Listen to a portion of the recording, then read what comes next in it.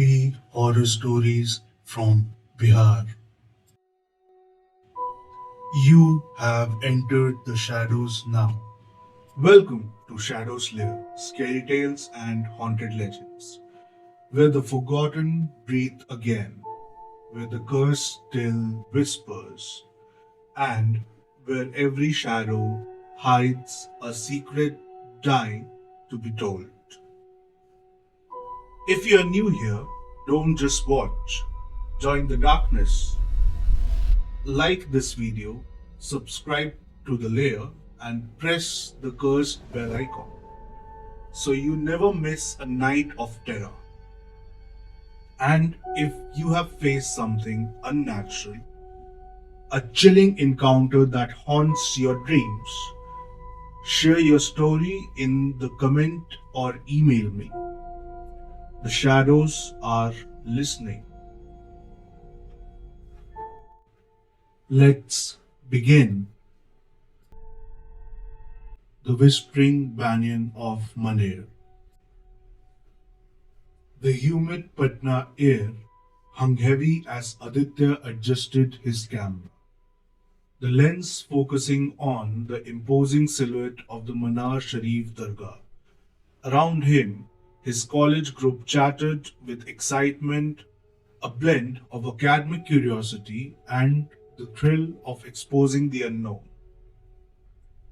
Their mission: document the smaller, often overlooked Sharif shrine scattered around Manar Sharif, preserving their history before they fade into obscurity. A twisted giant loomed near the Dargah, the whispering banyan. The tree's aerial roots extended towards the ground, resembling serpents frozen in time, while its expensive canopy created a shadow that moved gracefully. The locals gave it a wide breath, their eyes darting nervously towards its foliage, whispering tales of trapped spirits and Sheikh Ibrahim's tragic betrayal centuries ago. Aditya, ever the skeptic, scoffed at the folklore. Just old wives' tales, he declared. Much to the chagrin of Priya, the group's historian and devout believer in local laws. Later that afternoon, exhausted from their exploration, Aditya, driven by a reckless bravado born of youthful defiance, decided to nap under the banyan. Despite Priya's frantic pleas and the worried glances of the local caretaker, he stretched out on its cool, mossy roots, dismissing their fear as superstitions. I'll be fine, he yawned, pulling his jacket over his face. That night, the whispers began. It started subtly, a rustling in the leaves that sounded suspiciously like voices, then clearer, closer. Aditya heard his name, a breathy, mournful call that sends a shiver down his spine. He dismissed it as a vivid dream, but the unease lingered. The next morning, Maya, a shy art student, reported having a nightmare. She dreamt she was buried alive, the suffocating weight of earth passing down on her. She saw, she could hear whispers in her dream, reciting her name, taunting her. Soon, the whispers targeted others. Rohan, the tech whiz, found his recording corrupted with static, only to hear a faint, garbled voice calling him by name when he amplified the noise. Priya started seeing fleeting shadows in the periphery of her vision, always near the banyan tree. Then the disappearances began. First, it was Rohan. He went for a walk to clear his head, promising to be back soon. He never returned. His phone miraculously remained power off, pinging its location to a point deep within the heart of the banyan's tangled roots. Calls went unanswered. Panic seized the remaining students.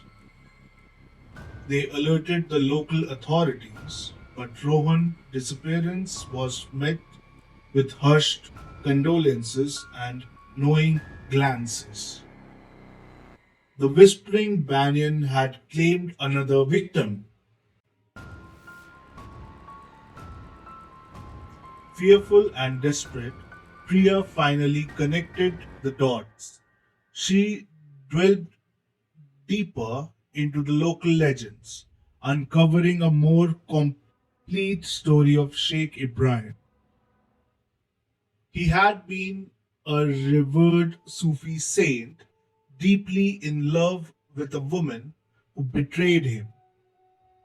Orchestrated by a rival, driven to madness, he was brutally murdered beneath the banyan tree, and with his dying breath cursed the tree and all who sought solace beneath its shade. His soul, forever bound to the tree, sought revenge on those who disturbed his eternal rest. The whispers Priya realized weren't just random noises. They were the Sheikh's voice, a malevolent entity preying on their fears, drawing them closer to the banyan and closer to their doom. The remaining students knew they had to leave, but Aditya felt a heavy guilt. He had been the one who ridiculed the warnings, who had slept under the tree, who had brought this curse upon them. He couldn't abandon Rohan. Against Priya's protests, Aditya decided to venture into the banyan's heart. Armed with makeshift torch and a desperate plea for forgiveness, he plunged into the labyrinth network of roots and branches. The air grew thick and heavy. The whispers intensified, now a chorus of his name, laced with mockery and malice. He found Rohan, or what was left of him.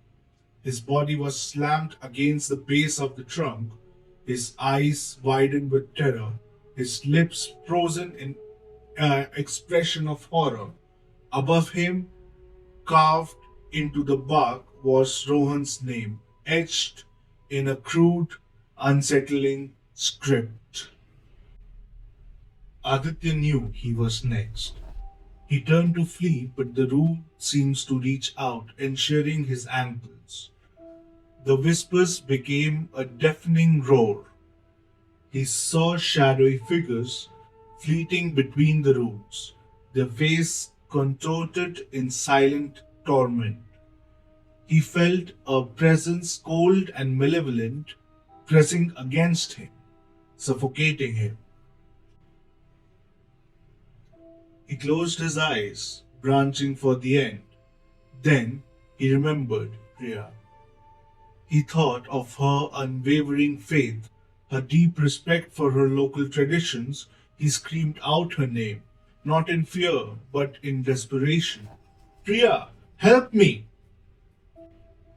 Whether it was his genuine remorse, the purity of his plea, or a last vestige of compassion from the trapped Sufi soul, something shifted.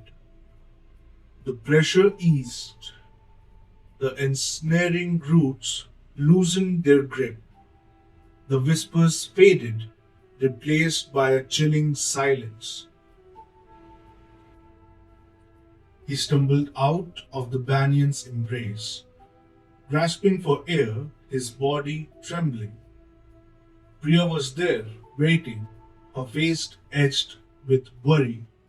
Without a word, they turned and fled, leaving behind the whispering banyan of Manna, its secrets buried deep within its tangled roots. They never returned to Manna Sharif. The memory of the whispers, the disappearances, and the chilling presence under the banyan tree reminded a haunting reminder of the power of belief, the dangers of disrespecting the unknown, and the eternal consequence of a betrayed heart. The whispering banyan still stands, a silent sentinel guarding its secret, waiting for the next unsuspecting soul to dare to seek solace beneath its shade. And somewhere within its root, Rohan remains, another whisper added to the chorus of the damned. Phantom Bride of Bhoot Bangla, Shivan.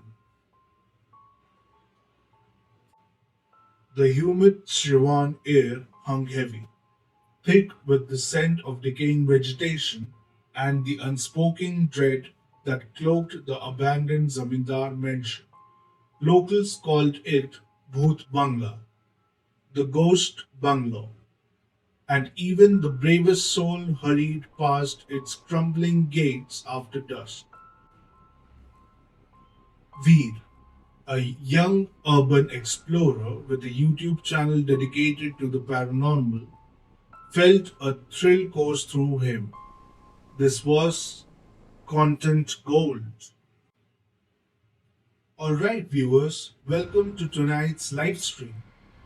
We are live from the infamous Bhoot Bangla in Shivan, rumored to be one of the most haunted places in Bihar. Veer announced with a practiced grin, adjusting the camera mounted on his chest.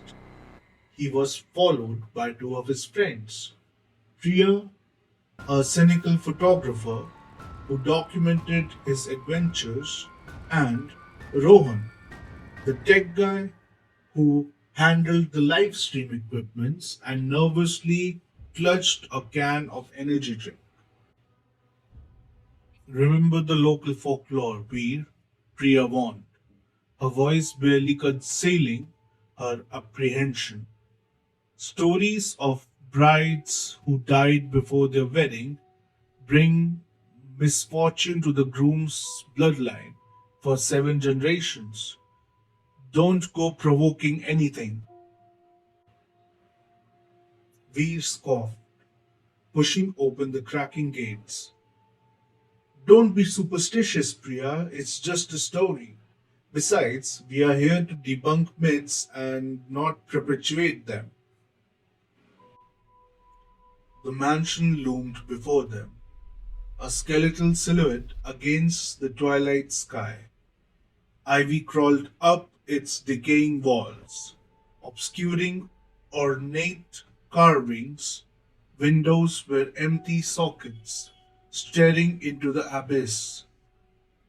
The air inside was noticeably colder, a damp chill that spread into their bones.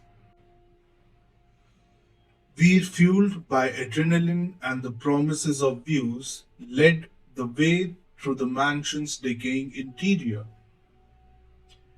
Cobwebs draped like ghostly shrouds, and the floorboard ground under their weight, each steps echoing eerily in the silence. They explored the grand hall, its once splendid chandelier now broken and rusted, and the cavernous bedrooms, their walls peeling with age. As they ventured deeper, we stumbled upon a hidden passage behind a crumbling bookcase in what seemed to be the old library. He raised his flashlight, revealing a narrow, dusty corridor. Jackpot! He exclaimed, his eyes gleaming with excitement. The corridor led to a small, secluded chamber. The air here was thick with the smell of mildew and something else, something acrid and unsettling, like burnt hair. In the center of the room, lying in a heap of the floor, was a torn and faded bridal dress. It was made of silk, once a pristine white, now stained yellow with age and rent with tears. A strange impulse washed over Veer. He picked up the dress, holding it up to the camera with a theatrical flourish. Well, well, well, what do we have here? He said, forcing a playful tone. Looks like someone left their wedding outfit behind. Maybe she's still waiting for her groom? Don't worry, sweetheart. I'll keep it safe for you. He chuckled, the sound echoing uncomfortably in the confined space. Then, driven by a reckless desire for attention, he slipped the dress over his clothes. It was too small and ripped easily as he tugged at it, but he managed to get it halfway on. How do I look, viewers? He asked, striking a ridiculous pose. Ready to say I do?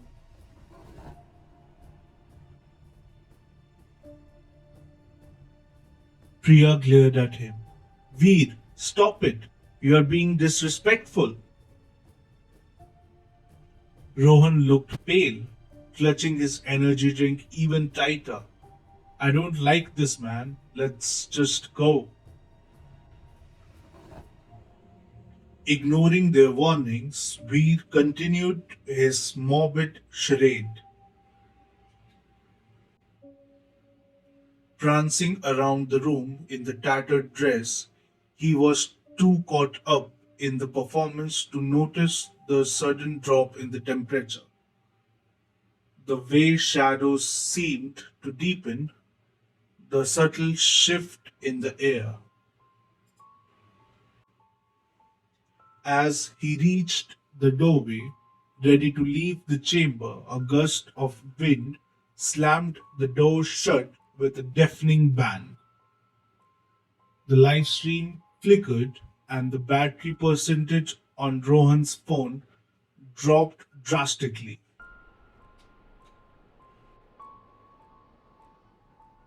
What the hell was that? Veer stammered, his bravado fluttering. He tried the handle, but the door wouldn't budge. It was as if something was holding it shut from the other side. Rohan, help me out here, he yelled, his voice laced with panic.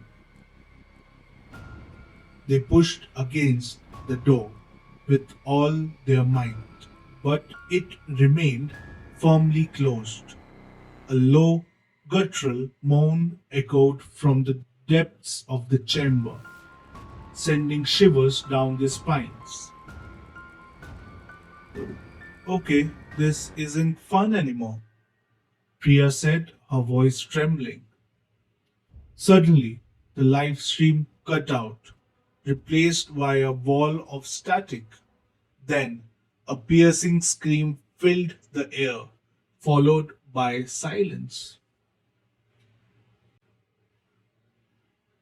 Back at V's apartment, his friend Maya was monitoring the live stream.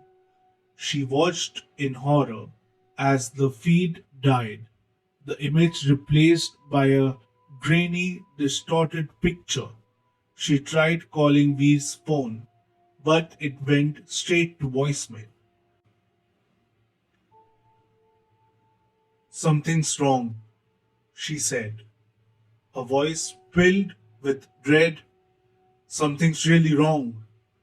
She immediately contacted Rohan's sister, Divya. Within an hour, Maya, Divya, and a couple of other concerned friends were speeding towards Shivan in Maya's car. They arrived at the Bhoot Bangla shortly after midnight. The mansion loomed in the darkness, a silent sentinel guarding its secret. The gates were locked, but Rohan surprisingly adept at picking locks under pressure managed to get them open.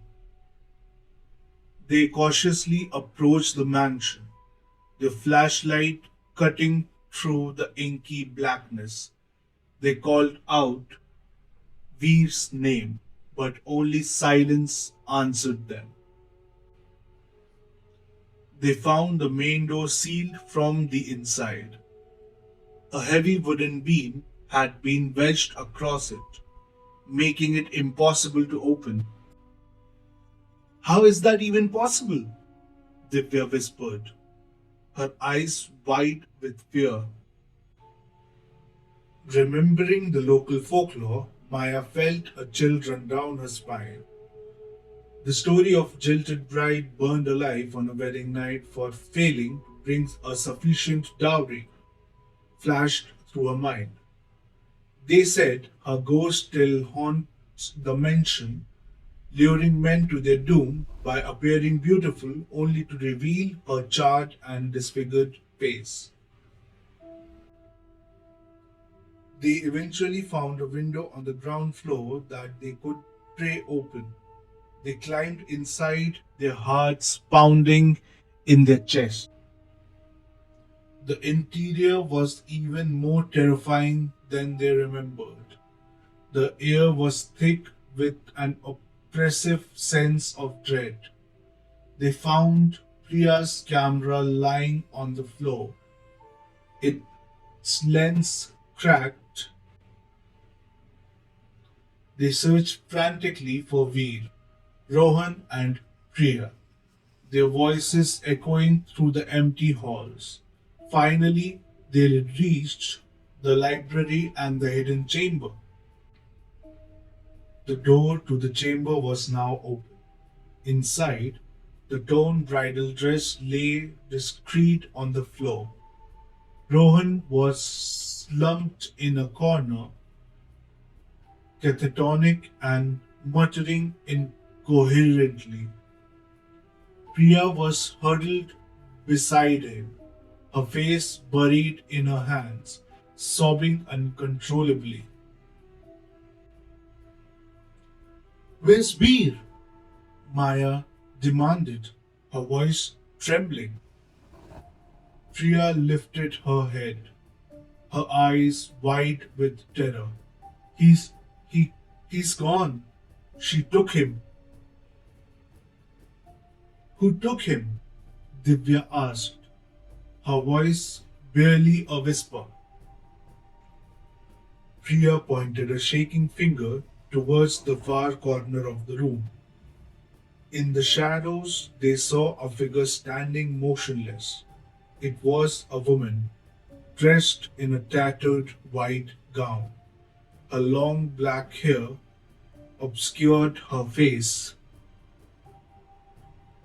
She was beautiful, Priya sobbed, so beautiful. And then she showed us her face. As if on cue, the woman slowly raised her head. Her face was a horrifying mask of charred flesh and melted skin. One eye was missing the socket, a blackened pit.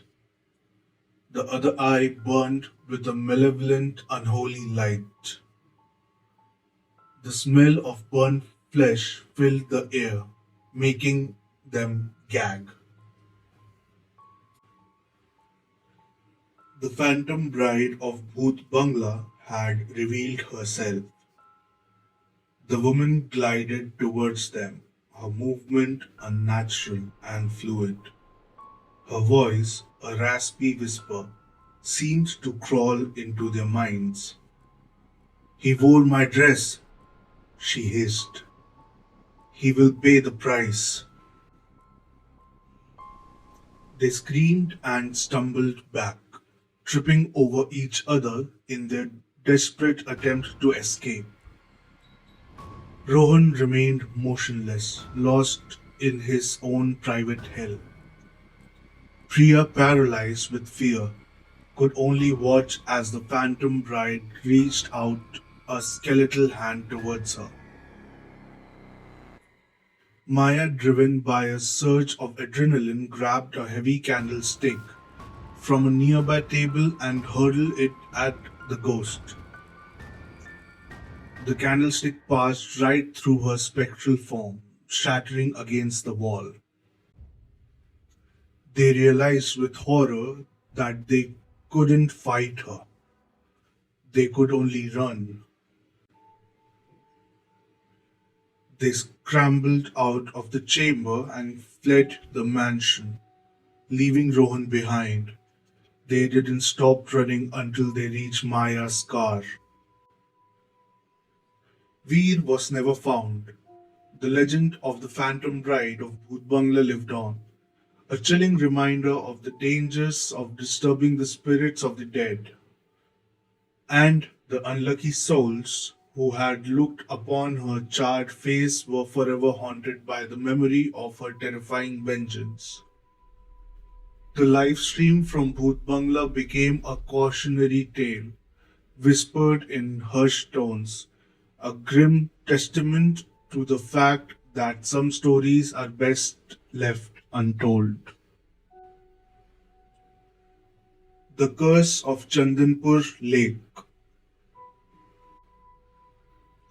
In the remote village of Chandanpur, nestled in the lush landscape of Champaran, a sense of unease had begun to fester among its residents.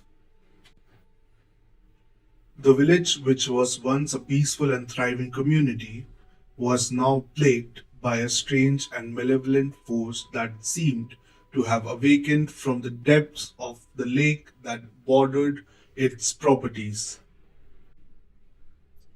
For generations, the villagers had lived in the shadow of the lake, which was said to be home to a water witch known as Jaldayan.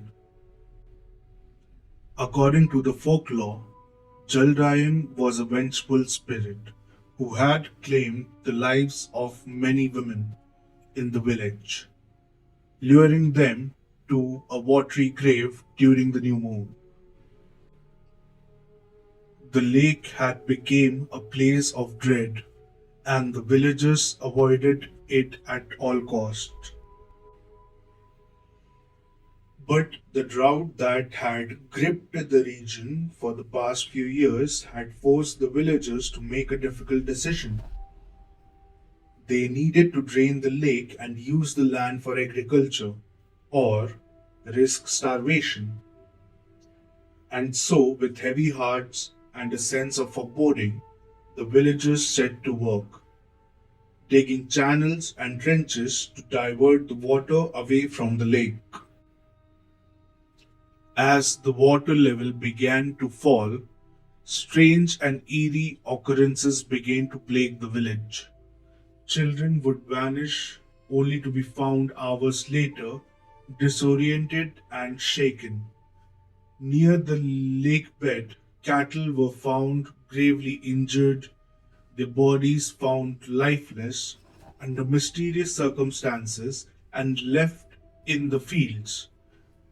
and villagers began to have nightmares of long haired women crawling out of the wells, their eyes glowing with a malevolent light. It was the school teacher, Mr. Kapoor, who first began to investigate the strange happenings. A man of science and reason, he was skeptical of the folklore and the tales of Jaldayan. But as he dwelled deeper into the mysteries, he began to uncover evidences of something far more sinister than he could have ever imagined. In the mud and silt of the lake bed, Mr. Kapoor found an ancient stone tablet covered in strange symbols and markings. With the help of local historian, he deciphered the writing, which warned of the curse of Jaldayan and the consequences of disturbing her rest. But it was too late. The lake was dry, and the villagers were beginning to reap the whirlwind of their decisions. As the days passed, the strange occurrences became more frequent and more terrifying. Whispers were heard in the night, and the sound of splashing water could be heard even when there was no rain. The villagers lived in a state of constant fear, their life disrupted by the malevolent force that had been unleashed. Mr. Kapoor, who had once been a respected and admired figure in the village, was now viewed with suspicion and fear. The villagers accused him of bringing the curse upon them, of awakening Jaldayan with his interventions. But Mr. Kapoor knew that the truth was far more complicated than that. He had uncovered a dark secret, one that had been hidden for generations. The women who had drowned in the lake, the ones who were said to have been claimed by Jaldayan, had not been victims of a water witch, but of something far more human and sinister.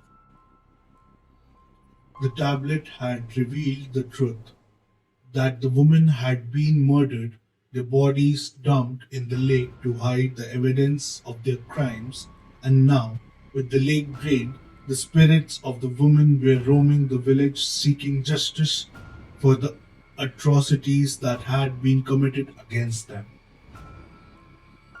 As the village descended further into chaos and fear, Mr. Kapoor knew that he had to find a way to put the spirits to rest. He consulted with the local priest and performed ancient rituals, calling upon the spirits of the women and offering them peace. And slowly the strange occurrences began to subside. The whispers in the night faded away, and the sound of the splashing water ceased. The villagers, still shaken and traumatized by their experiences, began to rebuild their lives, their community, and their trust in one another. But the memory of the curse of Chandanpur Lake would never be forgotten. The lake, once a place of beauty and tranquility, was now a symbol of the darkness that lurked within the hearts of men, and the consequences of disturbing the natural order of things. And Mr. Kapoor, the man who had uncovered the truth and put the spirits to rest, was forever changed by his experiences. He had seen the darkness that lay beneath the surface of the lake, and he knew that it would always be there, waiting, lurking, and ready to strike again. The curse of Chandanpur Lake was a reminder to all who lived there that the natural world was a delicate balance, and that disturbing that balance could have dire consequences. It was a lesson that would be passed down from generations to generation. and a cautionary tale of the power of nature and the consequences of tampering with it. And so, the village of Chandanpur, which had once been plagued by a water witch and the spirits of the woman who had been murdered, was now a place of peace and tranquility once again. But the memory of the curse would never be forgotten, a reminder of the darkness that had once been threatened to consume them all. The tale ends, but the darkness lingers. If your heart's still beating, like, share, and subscribe to Shadow Slayer, where fear finds a voice and your nightmares find a home. Press the bell icon or risk being surrounded late at night by voices you can't ignore. And remember, if you have lived a horror story of your own, tell me. The lair is always hungry for true terror. We are waiting.